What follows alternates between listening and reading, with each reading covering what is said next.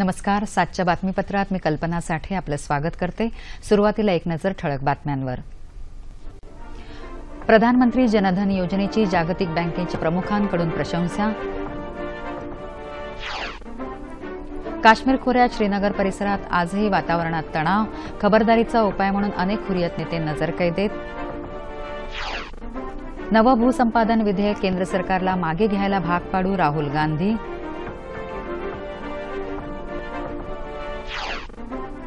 राज्याच्या विविध भागांना रेल्वे मार्गाने जोडण्याची प्रक्रिया लवकरच सुरू करणार रेल्वे मंत्री सुरेश प्रभू यांची घोषणा.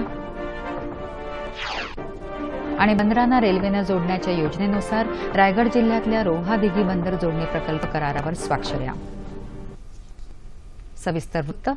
केंद्र सरकारच्या प्रधानमंत्री जनधन योजनेचं जागतिक बँकेचे प्रमुख जिम योग किम यांनी कौतुक केलं आहे. आंतरराष्ट्रीय नाणेनिधी आणि जागतिक बँकेची अमेरिकेतल्या वॉशिंग्टन इथं वार्षिक बैठक होत आहे.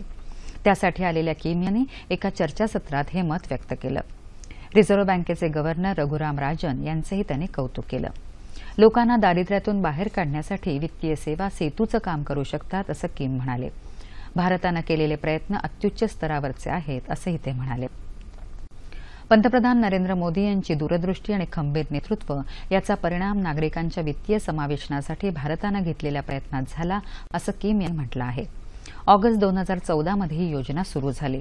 त्यानंतर जानेवारी 2015 पर्यंत 12,50,00,000 बँक खाते उघडली गेली असं जागतिक बँकेनं आपल्या अहवालात म्हटलं आहे. तत्पूर्वी 2013च्या एका सर्वेक्षणानुसार भारतात 40 कोटीहून कमी नागरिकांची बँकेत खाती होती.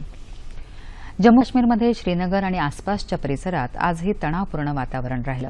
फुटीरतावादी नेत्यांना अटक आणि 13 एप्रिलला पुलवामातल्या त्राल इथं झालेली चकमक याविरोधात हुरियत कॉन्फरन्सनं आज बंद पुकारला होता. यावेळी आंदोलकांनी श्रीनगर बारामुल्ला मार्गावर नारबल इथं रास्ता रोको केला. फुटीरतावादी मसरत आलम याच्या अटकेच्या विरोधात तसंच भारताच्या विरोधात घोषणा देणाऱ्या आंदोलकांनी यावेळी पोलिसांवर दगडफेक केली. जमावाला नियंत्रित ठेवण्यासाठी सुरक्षा दलांनी केलेल्या गोळीबारात एक युवक ठार झाला असून 2 जण जखमी झाले. जिल्हा प्रशासनानं यासंदर्भात चौकशीचे आदेश दिले आहेत.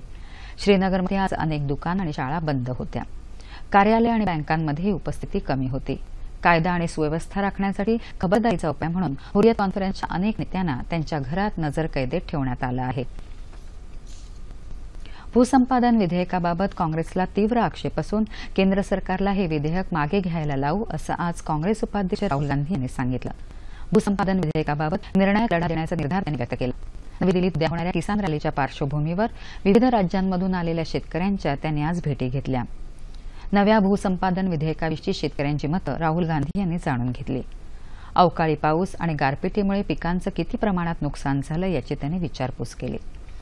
सध्याचं भाजपा राष्ट्रीय लोकशाही आघाडी सरकार असो किंवा याआधीचं काँग्रेस शासित संयुक्त पुरोगामी आघाडी सरकार असो, शेतीविषयक मूलभूत माहिती नसलेल्या व्यक्ती कृषी धोरणं आखत असल्याबद्दल शेतकऱ्यांनी यावेळी नाराजी व्यक्त केली. राज्याच्या विविध भागांना रेल्वे मार्गाने जोडण्याची प्रक्रिया लवकरच सुरू केली जाईल अशी घोषणा रेल्वे मंत्री सुरेश प्रभू यांनी आज मुंबईत केली. यासाठी राज्य सरकारच्या सहकार्यानं नवीन महामंडळ स्थापन करणार असल्याचं त्यांनी सांगितलं. नक्षलग्रस्त गडचिरोली जिल्ह्यात रेल्वे मार्गाचं जाळं पसरवणं, कोल्हापूर वैभववाडी रेल्वे मार्ग, कराड चिपळूण रेल्वे मार्ग अशा विकास कामांचा यात समावेश आहे असं प्रभू म्हणाले. मुख्यमंत्री देवेंद्र फडणवीस यांनी या योजनेचं स्वागत केलं असून राज्य सरकारकडून यासाठी संपूर्ण सहकार्य दिलं जाईल असं आश्वासन दिलं. येत्या 10 दिवसात याबाबतच्या करारावर स्वाक्षऱ्या केल्या जातील असंही ते म्हणाले. यवतमाळ, बीड, नांदेड, अहमदनगर अशा अविकसित भागात रेल्वे पोचावी अशी मागणी मुख्यमंत्र्यांनी यावेळी केली. रायगड जिल्ह्यातल्या रोहा ते दिघी बंदर या रेल्वे मार्गाबाबतचा सामंजस्य करारही आज झाला. देशाच्या सर्वांगीण विकासात बंदर जोडणी प्रकल्पांना अनन्यसाधारण महत्त्व आहे आणि भारतीय रेल्वे यासाठी कटिबद्ध असल्याचं रेल्वेमंत्री प्रभू यावेळी म्हणाले. रोहा दिघी बंदर जोडणी प्रकल्पामुळे देशातल्या सर्व बंदरांना रेल्वेनं जोडण्याच्या पंतप्रधानांच्या घोषणेला मूर्तरूप देण्याच्या दृष्टीनं सुरुवात झाली आहे असं प्रतिपादन केंद्रीय अवजड उद्योग मंत्री अनंत गीते यांनी यावेळी सांगितलं. दरम्यान नॅशनल फेडरेशन ऑफ इंडियन रेल्वेमन या संघटनेचे उपाध्यक्ष जे.जी. माहुरकर यांच्या आत्मचरित्राचं प्रकाशनही सुरेश प्रभू यांच्या हस्ते आज मुंबईत एका कार्यक्रमात झालं. मुंबईत वातानुकूलित उपनगरी गाड्या ऑक्टोबरपासून सुरू होतील असे संकेत प्रभू यांनी यावेळी दिले. भारतरत्न डॉ. बाबासाहेब आंबेडकर यांच्या 125व्या शतकोत्तर रौप्य महोत्सवी जयंतीचं औचित्य साधत 2015-16 हे वर्ष सामाजिक समता आणि न्याय वर्ष म्हणून साजरं करण्याचा राज्य शासनानं निर्णय घेतला असल्याची माहिती सामाजिक न्यायमंत्री राजकुमार बडोले यांनी दिली आहे. नागपूर इथं आज झालेल्या पत्रकार परिषदेत ते बोलत होते. या वर्षभरात वेगवेगळ्या योजना राबवल्या जाणार असून सामाजिक न्याय विभागाच्या योजना लोकांपर्यंत पोहोचवण्यासाठी प्रयत्न केले जाणार असल्याचं बडोले यावेळी म्हणाले. बाबासाहेब आंबेडकरांचं लंडनमधील घर खरेदीची प्रक्रिया पूर्ण करण्यासाठी राज्य सरकारचं एक पथक येत्या 13 लंडनला जाणार असल्याचंही त्यांनी यावेळी सांगितलं. महाराष्ट्र छत्तीसगड सीमेवरच्या बुर्गी पिपळी गावातून एका नक्षली दाम्पत्याला आज अटक करण्यात आली. छत्तीसगडमध्ये कांकेर जिल्ह्यात या आठवड्यात सीमा सुरक्षा दलाच्या चौकीवर झालेल्या हल्ल्यात सहभागी असल्याच्या आरोपावरून ही अटक करण्यात आली. महाराष्ट्र छत्तीसगड सीमेवर हे दोघे गेली अनेक वर्ष कार्यरत असून सध्या बांदे क्षेत्रातल्या नक्षली कारवायांची सूत्र ते सांभाळत होते, अशी माहिती गडचिरोलीतल्या बांदे पोलीस चौकीचे अधिकारी नरेश देशमुख यांनी दिली. नक्षलवाद्यांनी 12 एप्रिलला सीमा सुरक्षा दलाच्या चौकीवर केलेल्या अंधाधुंद गोळीबारात सीमा सुरक्षा दलाचा एक जवान ठार झाला होता. ऑनलाईन व्यवहार अचूक आणि सुरक्षित होण्यासाठी नीट समजून हे तंत्र वापरलं पाहिजे, असं प्रतिपादन गुडगाव आणि उत्तर प्रदेश पोलिसांच्या सायबर क्राईम सेलचे सल्लागार रक्षित टंडन यांनी नाशिकमध्ये केलं. ई कॉमर्स तसंच ऑनलाईन बँकिंगचं प्रमाण वाढावं यासाठी शासनासह बँकांचे प्रयत्न सुरू असताना सायबर गुन्हे वाढत आहेत. या पार्श्वभूमीवर नाशिक चॅप्टरतर्फे सायबर सिक्युरिटी या विषयावर व्याख्यानाचं आयोजन करण्यात आलं होतं. यावेळी टंडन यांनी सायबर गुन्हे टाळण्यासाठी काय करायला हवं याबाबत मार्गदर्शन केलं. Internet banking, net banking, mobile banking आदी व्यवहारांमध्ये बँक खात्यांशी संलग्न असलेले मोबाईल परक्या व्यक्तीच्या हाती देऊ नका. घरातील अथवा विश्वासू ठिकाणाचा संगणक वापरा. शक्यतो व्हर्च्युअल कीबोर्ड वापरू नका. लहान मुलांना सोशल साईट्स, व्हॉट्सअॅप, फेसबुकच्या वाट्याला जाऊ देऊ नका. मुलांच्या इंटरनेट वापराच्या वेळी त्यांच्यावर लक्ष ठेवा, अशा अनेक सूचना टंडन यांनी यावेळी केल्या. अभिनेता सलमान खान आरोपी असलेल्या हिट अँड रन खटल्यात बचाव पक्षानं येत्या 20 एप्रिलपर्यंत आपला युक्तिवाद पूर्ण करावा, असे निर्देश सत्र न्यायालयानं दिले. आरोपीच्या वकिलांनी युक्तिवादासाठी कालावधी वाढवून देण्याची केलेली मागणी न्यायमूर्ती देशपांडे यांनी फेटाळून लावली. युक्तिवाद संपल्यानंतर 20 एप्रिलला निकालाची तारीख जाहीर केली जाईल, असंही न्यायमूर्तींनी सांगितलं. शासनानं 1000 रुपयाहून किमतीच्या मुद्रांक वापरावर निर्बंध आणल्यामुळे जमीन खरेदी विक्री करणाऱ्यांना यापुढे ई मुद्रांकाद्वारे व्यवहार करावा लागणार आहे. या निर्णयामुळे कारभारात गतिमानता येणार आहे.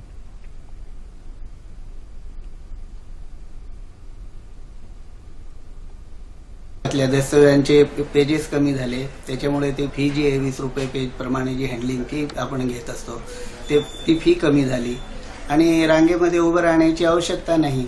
बँकेमध्ये तुम्ही पैसे भरले की तुम्हाला तात्काळ ई चलन नॅशनलाइज बँकेतून कुठूनही मिळतं. कुठल्याही बँकेतून देण्याची व्यवस्था शासनाने केलेली आहे.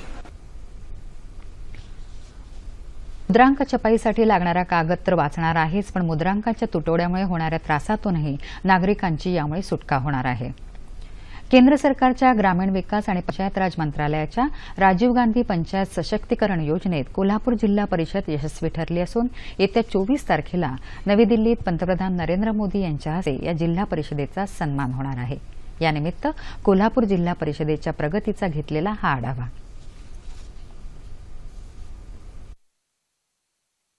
कोल्हापूर जिल्हा परिषदेवर सध्या कौतुकाचा वर्षाव होत आहे. केंद्र शासनाच्या ग्रामीण विकास आणि पंचायती राज विभागाने राजीव गांधी पंचायत सशक्तीकरण अभियान या योजनेअंतर्गत कोल्हापूर जिल्ह्याची देशातून निवड केली आणि 30 लाख रुपये किमतीचा पुरस्कार जाहीर केला. याबद्दल मला अत्यानंद होत आहे. कोल्हापूर जिल्हा परिषदेचाच नव्हे तर कोल्हापूर जिल्ह्याचा हा सन्मान आहे. त्यायोगे कोल्हापूर जिल्ह्याचं नाव देशस्तरावर नेण्याचा आम्हाला योग आला. याबद्दल मी समाधानी आहे. पंचायत राज संस्था ग्रामीण महाराष्ट्राच्या विकासात महत्वाची कामगिरी बजावत असतात. काही पंचायत राज संस्था तर एक पाऊल पुढे टाकत नवनवीन संकल्पना राबवतात. ग्रामीण महाराष्ट्राला विकासाच्या वाटेवर आणण्यासाठी त्या संस्था मैलाचा दगड ठरतात. कोल्हापूर जिल्हा परिषद त्याचंच द्योतक. कोल्हापूर जिल्हा परिषदेनं यशवंत पंचायत राज अभियान तसंच पंचायत सबलीकरण आणि उत्तरदायित्व प्रोत्साहन योजनेअंतर्गत आरोग्य विभागाचा कायापालट अभियान 169 शाळांमध्ये ऍक्टिव्हिटी बेस्ड लर्निंग हा उपक्रम अंगणवाडीतल्या बालकांसाठी कुपोषण मुक्ती अभियान, विशेष मुलांसाठी डे केअर सेंटर असे विविध उपक्रम हाती घेतले आणि यशस्वीही केले. निर्मल ग्राम स्पर्धेत राज्यात एकूण 11 पंचायत समित्या निर्मल ग्राम झाल्या असून त्यातल्या 6 समित्या या एकट्या कोल्हापूर जिल्ह्यातल्या आहेत. कोल्हापूर जिल्हा परिषदेच्या या उल्लेखनीय कार्याची दखल राज्य शासनानं घेत यशवंत पंचायत राज सबलीकरण आणि उत्तरदायित्व प्रोत्साहन योजना अभियानात या जिल्हा परिषदेनं प्रथम पारितोषिक पटकावलं. कोल्हापूर जिल्हा परिषदेनं मिळवलेल्या या यशाबद्दल कोल्हापूर जिल्हा परिषदेचं अभिनंदन आणि पुढल्या वाटचालीसाठी खूप साऱ्या शुभेच्छा. National association for the blind या संस्थेने अंध विद्यार्थ्यांसाठी आयोजित केलेल्या पुनर्वसन अभ्यासक्रमाचा समारोप झाला. 3.5 महिने कालावधीच्या या अभ्यासक्रमात अंध व्यक्तींना दैनंदिन कामकाज, संवाद कौशल्य, शारीरिक शिक्षण, दिशादर्शन आणि प्रवास सुलभता या विषयांवर मार्गदर्शन करण्यात आलं. हा अभ्यासक्रम यशस्वीपणे पूर्ण करणाऱ्या 22 विद्यार्थ्यांना यावेळी मुंबईच्या महापौर स्नेहल आंबेकर यांच्या हस्ते प्रशस्तीपत्र प्रदान करण्यात आले. धुळ्यात शासनाच्या वतीनं आजपासून 2 दिवसीय धान्य महोत्सवाचं आयोजन करण्यात आलं आहे. या महोत्सवात 20 शेतकरी गटांचा सहभाग असून गहू, तांदूळ, बाजरी तसंच भाजीपाला शेतकऱ्यांनी विक्रीसाठी आणला आहे. या महोत्सवाच्या माध्यमातून शेतकऱ्यांना थेट बाजारपेठ उपलब्ध होत असून या उपक्रमाच्या माध्यमातून मध्यस्थी अडत नसल्याने शेतकऱ्यांना त्याचा फायदा होत आहे. या महोत्सवातून ग्राहकांनाही शेतकऱ्यांकडून चांगल्या दर्जाचं आणि स्वस्त धान्य मिळत आहे.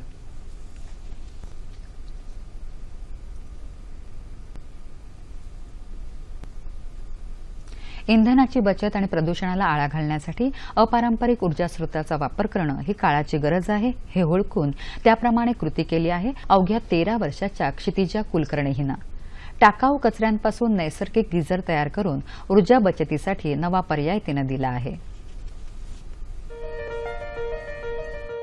देशात वीज आणि इंधन बचतीसाठी व्यापक जनजागृती अभियान राबवण्यात येत आहे. अपारंपरिक ऊर्जा वापरण्यावर भर दिला जात असताना पंढरपूरमधल्या 7वीच्या वर्गात शिकणाऱ्या क्षितिजा कुलकर्णी या विद्यार्थिनींनी टाकाऊ कचऱ्यापासून पाणी गरम करणाऱ्या नैसर्गिक गिझरचा प्रयोग केलाय. या प्रयोगाची दखल अमेरिकेत घेतली असून तिथल्या विज्ञान प्रदर्शनाचं निरीक्षण करण्यासाठी क्षितिजाला अमेरिकेचं बोलावलं आहे. 10 वर्षाची असताना क्षितिजा घरच्यांसोबत आपल्या शेतीमध्ये गेली असता तिथे नैसर्गिक खतातून वाफ येता पाहिली आणि लहानपणापासूनच प्रयोगशील असणाऱ्या क्षितिजाला नैसर्गिक गिझरची कल्पना सुचली. घरामधला दररोजचा टाकाऊ भाजीपाला, कचरा, शेणखत एकत्र करून तिने प्रयोगाला सुरुवात केली.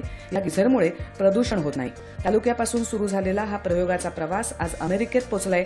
सिक्कीमसारख्या थंड प्रदेशात क्षितिजानं 60 डिग्री तापमानावर तापवून दाखवलं असून ते पाहून देशाचे राष्ट्रपती प्रणव मुखर्जी यांनी देखील क्षितिजाची पाठ थोपटली आहे. क्षितिजाच्या या बहुमानाचं तिच्या शाळेला देखील कौतुक असून अमेरिकेसाठी राज्यातून 2 विद्यार्थ्यांची निवड झाली तर क्षितिजा ही सर्वात लहान वयाची विद्यार्थिनी ठरली आहे. इंधनाचा वापर खूप मोठ्या प्रमाणात होतो आणि त्यांचा स्रोत मर्यादित आहे आणि मग आपल्या घरात आणि इतर ठिकाणी रोज हजारो टन कचरा तयार होत असतो आणि त्यातून तयार होणारी ही रोज कितीतरी हीट वाया जाते.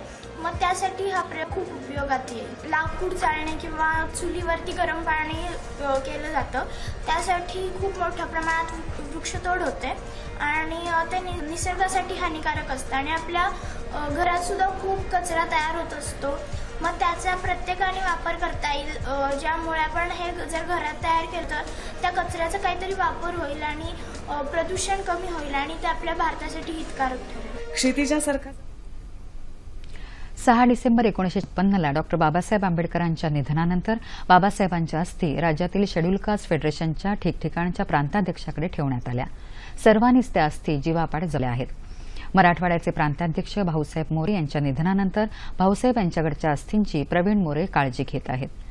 14 एप्रिल या बाबासाहेबांच्या जयंतीचं औचित्य साधून या अस्थींबरोबरच बाबासाहेबांची काही पत्र, कात्रणं ते दरवर्षी गावोगावी दर्शनासाठी उपलब्ध करून देत असतात. हवामान. विदर्भात बहुतांश ठिकाणी आणि मराठवाड्यात अनेक ठिकाणी किमान तापमान काल सरासरीपेक्षा 2 ते 5 अंश सेल्सिअसनं कमी होतं. येत्या 24 तासात कोकणात तुरळक ठिकाणी पाऊस पडण्याची शक्यता हवामान विभागानं वर्तवली आहे. राज्यात इतरत्र हवामान प्रामुख्यानं कोरडं राहील असा हवामान विभागाचा अंदाज आहे. तापमान अंश सेल्सिअसमध्ये मुंबई कमाल 34, किमान 15, नागपूर 41 आणि 20, पुणे 39 आणि 20, औरंगाबाद 39 आणि 23, नाशिक 37 आणि 20, कोल्हापूर 38 आणि 22, रत्नागिरी 33 आणि 24, सोलापूर 40 आणि 21 आणि अमरावती कमाल 40 आणि किमान 23 अंश सेल्सिअस. शेवटी पुन्हा एकदा ठळक बातम्या. प्रधानमंत्री जनधन योजनेची जागतिक बँकेच्या प्रमुखांकडून प्रशंसा. काश्मीर खोऱ्यात श्रीनगर परिसरात आजही वातावरणात तणाव, खबरदारीचा उपाय म्हणून अनेक हुरियत नेते नजरकैदेत. नवं भूसंपादन विधेयक केंद्र सरकारला मागे घ्यायला भाग पाडू राहुल गांधी. राज्याच्या विविध भागांना रेल्वे मार्गाने जोडण्याची प्रक्रिया लवकरच सुरू करणार रेल्वे मंत्री सुरेश प्रभू यांची घोषणा. आणि बंदरांना रेल्वेनं जोडण्याच्या योजनेनुसार रायगड जिल्ह्यातल्या रोहा दिघी बंदर जोडणी प्रकल्प करारावर स्वाक्षऱ्या. याबरोबरच हे बातमीपत्र संपलं. परिवहन यंत्रणा म्हणजे समाजाची जीवनवाहिनी. प्रत्येक क्षेत्र परिवहनाशी निगडीत असल्यामुळे परिवहनाचा थेट संबंध विकासाशी असतो. या पार्श्वभूमीवर राज्यातल्या परिवहनाची सद्यस्थिती तसंच परिवहन विभागाचे आगामी उपक्रम याविषयी चर्चा करण्यासाठी राज्य परिवहन आयुक्त महेश झगडे यांना आज 9:30च्या बातमीपत्रात निमंत्रित केलं आहे. तेव्हा पुन्हा भेटूया रात्री 9:30 वाजता सह्याद्री वाहिनीवर. नमस्कार.